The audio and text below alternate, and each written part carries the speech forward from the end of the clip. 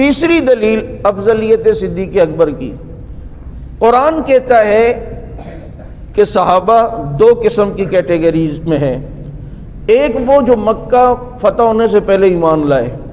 اور ایک طبقہ وہ جو مکہ فتح ہونے کے بعد ایمان لائے، ہیں دونوں صحابہ،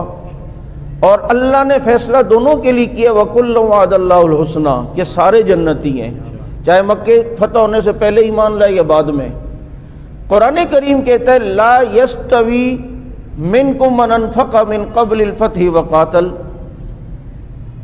فتح مکہ سے پہلے جن لوگوں نے خرچ کیا وہ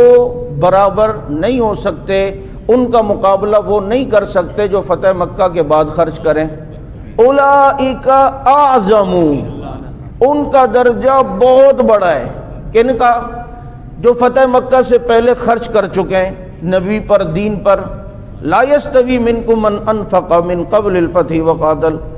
تو پتہ چلتا ہے فتح مکہ سے پہلے جس نے جتنا زیادہ خرچ کیا، جس نے زیادہ خرچ کیا، جس نے خرچ کیا اس کا درجہ بڑا ہے۔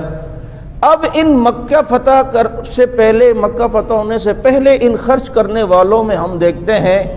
کون ہے کہ جس نے نبی پر سب سے زیادہ خرچ کیا۔ 5000 درہم ٹوٹل گھر پہ رکھے اور ہجرت کرتے ہوئے سارے ساتھ لے کر گئے، ایک بھی اپنی بچیوں کے لیے چھوڑ کر نہیں گئے، ابو بکر صدیق رضی اللہ عنہ۔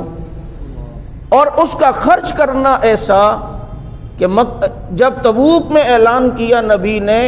تو کوئی ثلث لایا، کوئی نصف لایا، کوئی کتنا لایا، کوئی کتنا لایا۔ ایک ابو بکر ہی تو تھے جو سوئی تک بھی اٹھا کر لے آئے، اور پروانے کو چراغ، بلبل کو پھول، بس صدیق کے لیے ہے خدا کا رسول بس۔ اور ایسا خرچ کرنے والا کہ جس کے بارے میں خود نبی فرما گئے ہوں کہ مجھے جتنا ابو بکر کے مال نے نفع دیا اتنا کسی کے مال نے نفع نہیں دیا۔ یہاں تک کہ جب ہجرت کر کے مدینہ منورہ پہنچے تو مسجد نبوی کی زمین خریدنی تھی، مسجد نبوی کی زمین خریدنے کے لیے پیسے بھی ابو بکر صدیق کے لگے۔ میں نے پچھلے جمعہ ایک نقطہ دیا کہ اس مسجد نبوی میں جنت کا ٹکڑا بھی ہے، ریاض الجنہ، تو یہ مسجد کا حصہ ہے، تو یہ جنت تو خریدی ہی ابو بکر کے پیسوں سے گئی ہے۔ آج جو ابو بکر کو جنتی نہیں مانتا اس سے کہو جنت تو خریدی ہی ابو بکر صدیق رضی اللہ عنہ کے پیسوں سے گئی ہے۔ یہ کسوٹی بتائی قرآن نے کہ جو فتح مکہ سے پہلے خرچ کر چکے ہیں اولئک اعظم، ان کا درجہ بہت بڑا ہے۔ تو ان خرچ کرنے والوں میں بھی ابو بکر صدیق رضی اللہ عنہ کے مال کے لیے نبی نے فرمایا جو نفع مجھے ابو بکر کے مال نے دیا ایسا کسی کے مال نے مجھے نفع نہیں دیا۔ اور جو رسول اللہ صلی اللہ علیہ وسلم پر سب سے زیادہ خرچ کرنے والے، اور جس کے بارے میں خود نبی نے فرما دیا ہو مجھ پر جس نے احسان کیے ہیں میں نے سب کے احسان جھکا دیے ہیں، ابو بکر کے احسان کا بدلہ اللہ ہی جھکائے گا،